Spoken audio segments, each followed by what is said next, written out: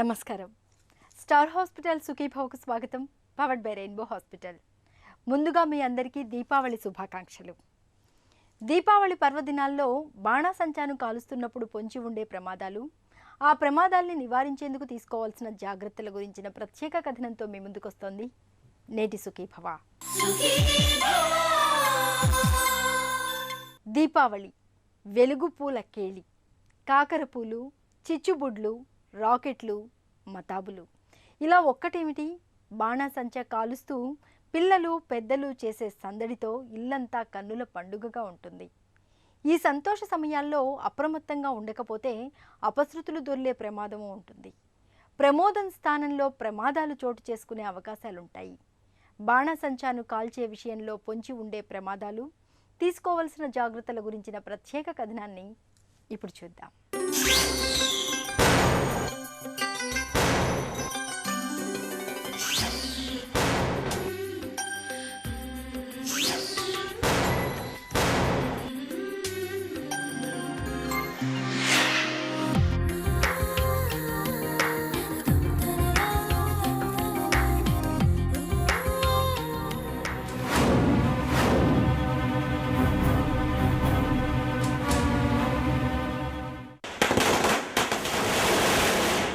టపాసుల మోతలు, వెలుగులు విరజిమ్మే కాకరపూలు, రివ్వున నింగికెగిసే తారాజువ్వలు, చక్కర్లు కొట్టే భూచక్రాలు. ఇంత ఆనందాన్ని పంచే దివ్వెల పండగ దీపావళి అంటే అందరికీ ఎంతో ఇష్టం. పిల్లలకైతే ఈ పండగ మరీ ఇష్టం. అయితే దీపావళి ఇంటిల్లిపాదికి ఎంత ఆనందాన్ని పంచుతుందో కొన్నిసార్లు అంత విషాదాన్ని కూడా మిగులుస్తుంది. బాణసంచా కాల్చడంలో తగిన జాగ్రత్తలు తీసుకోకపోవడంతో కాలిన గాయాలు మొదలుకొని వినికిడి, దృష్టి సంబంధ సమస్యలు కూడా వచ్చి పడుతుంటాయి. అందుకే దీపావళి పర్వదినాల్లో బాణసంచా కాల్చే విషయంలో అప్రమత్తత, తల్లిదండ్రుల పర్యవేక్షణ తప్పనిసరిగా ఉండాలని చెబుతారు నిపుణులు. మనందరికీ సంతోషకరమైన, ఆనందదాయకమైన దివ్వెల దీపావళి. కానీ కొంతమంది పిల్లలకు, వారి కుటుంబాలకు ఇక్కట్లు పాలు చేయడం మనం తరచుగా చూస్తూనే ఉన్నాము. దీపావళి అనగానే ఎలా అంటే, మన టపాకాయలన్నీ కొనుక్కొని ఒక దగ్గర ఇంట్లో తెచ్చి పెట్టుకుంటాము. అకస్మాత్తుగా అవి అంటుకొని కాలిపోవడం వల్ల మరి ఈ టపాకాయలు, బాణాసంచాలు, చిచ్చుబుడ్లు, బాంబులు అజాగ్రత్తగా కాల్చి చేతులు, ముఖాలు, ఒళ్ళంతా కాల్చుకోవడం సంభవిస్తుంది. ఇవే కాకుండా పిల్లలు కాల్చినప్పుడు కానీ, పెద్దలు కాల్చినప్పుడు కానీ, ఇతరులు కాల్చినప్పుడు కానీ ఆ మంట కృత్రిమమైన మన బట్టలు వేసుకున్నప్పుడు, నైలాన్, టెర్లిన్ ఇటువంటి బట్టలు వేసుకున్నప్పుడు తొందరగా అంటుకొని ఒళ్ళంతా కాలిపోయే ప్రమాదం ఉంది. మరి ఇలా జరగడం తరచుగా అవుతూనే ఉంటుంది. ఇదొక దీపావళి అనగానే ఇదొక రిస్క్. పిల్లలు కాల్చుకోగానే, కాలిపోగానే మనం ఏం చేయాలి అంటే, ఇంట్లో ఉన్న వాళ్ళందరూ కంగారు పడి బెంబేలెత్తిపోవద్దు. కాలిన ప్రాంతంలో చల్లటి నీళ్లు వేచి కాలిన ప్రాంతాన్ని చల్లబరచాలి. కానీ ఐస్ కోల్డ్ వాటర్ మాత్రం పోయొద్దు, ఐస్ పెట్టవద్దు.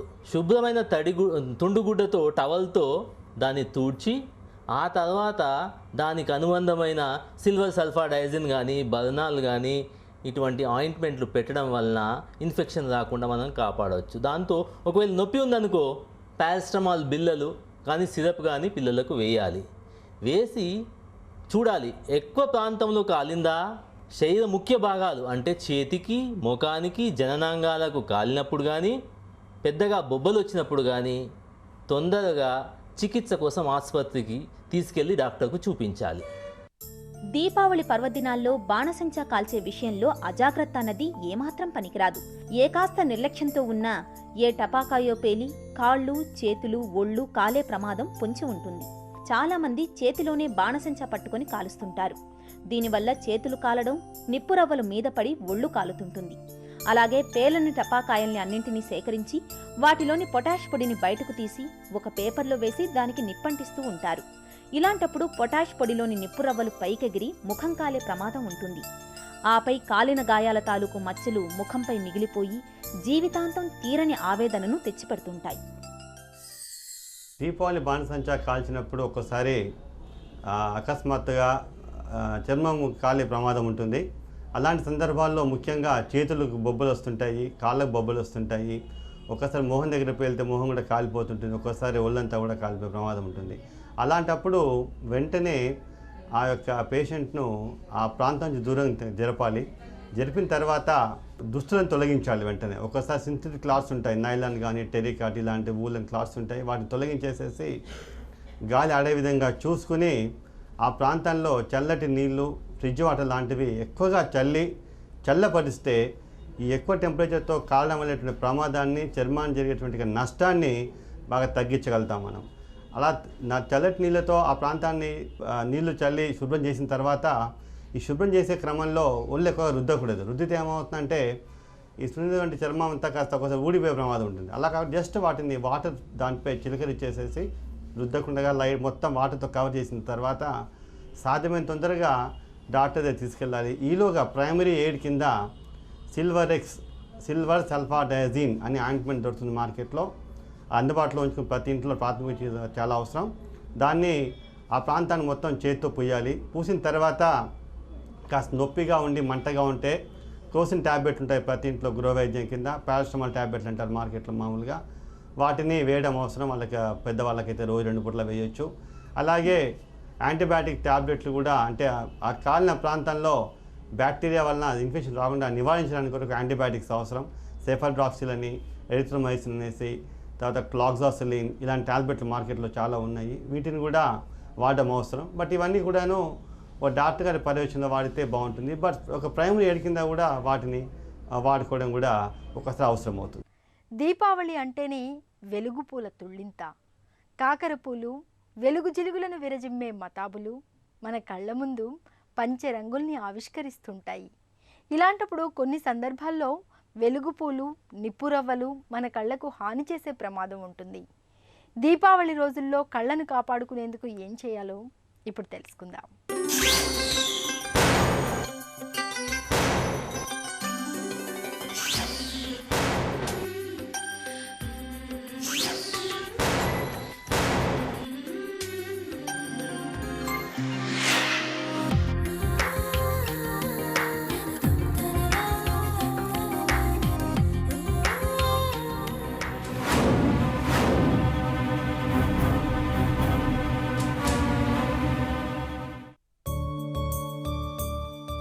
దీపావళి వెలుగు దివ్వెల పండుగ.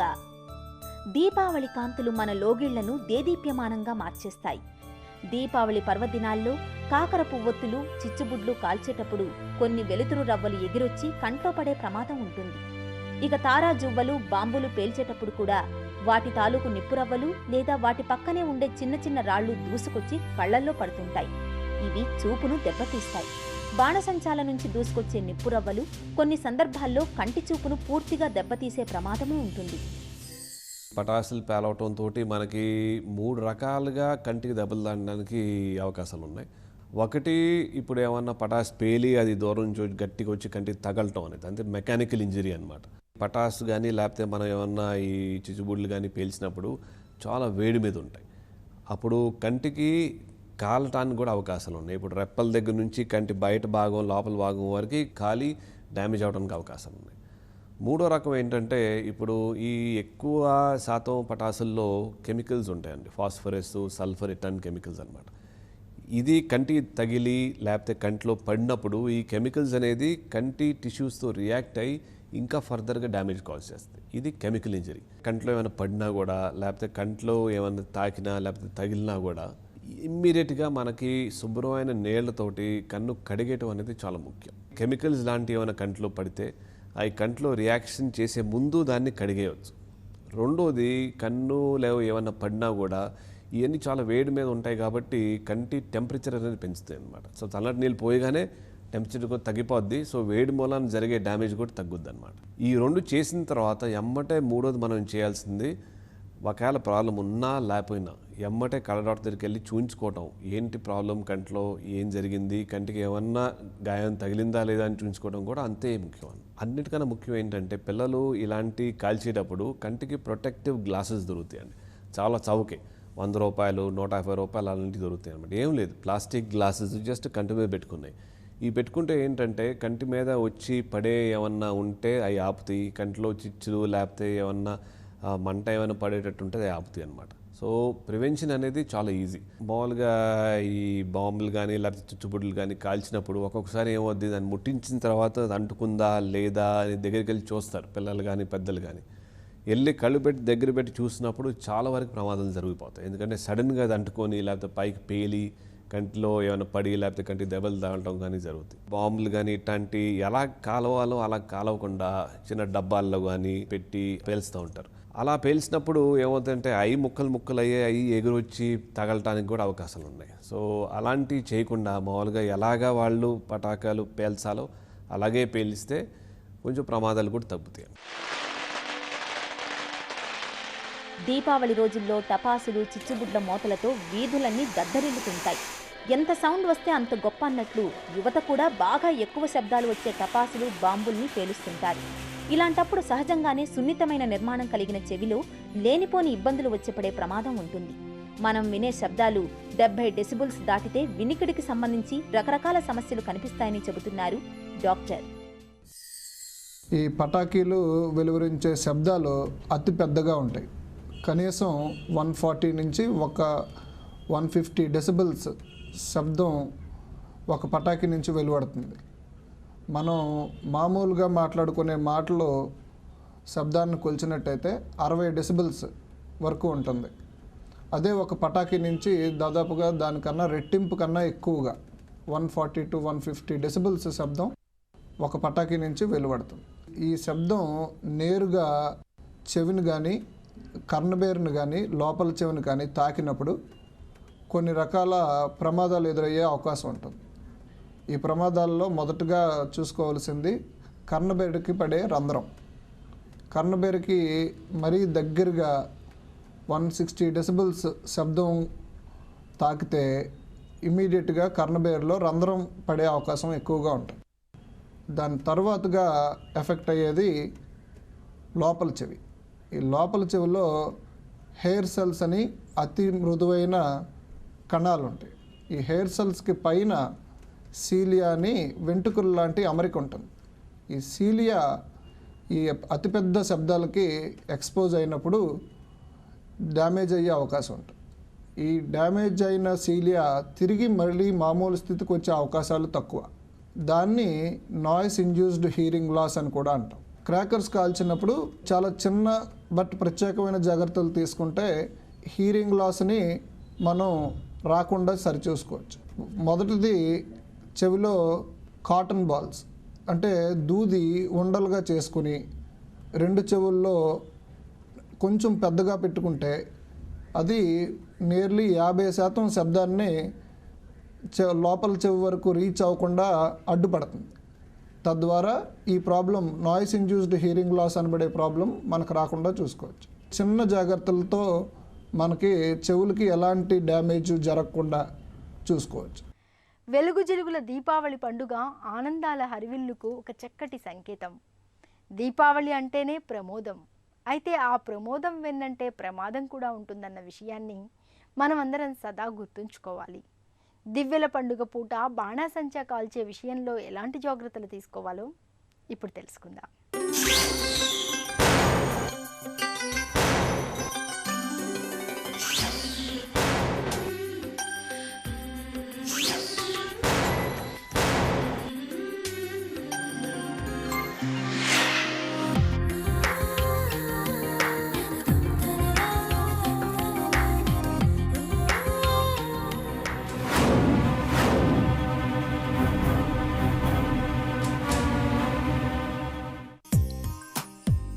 కాంతులు విరజిమ్మే చిచ్చుబుడ్లు, నింగికెగిసే తారా జువ్వలు, మదిని దోచే మతాబులు, దడ పుట్టించే టపాసులు, చక్కర్లు కొట్టే భూచక్రాలు, మొత్తంగా దివ్వెల దీపావళి వేళ ప్రజలకు ఆనంద హేళ.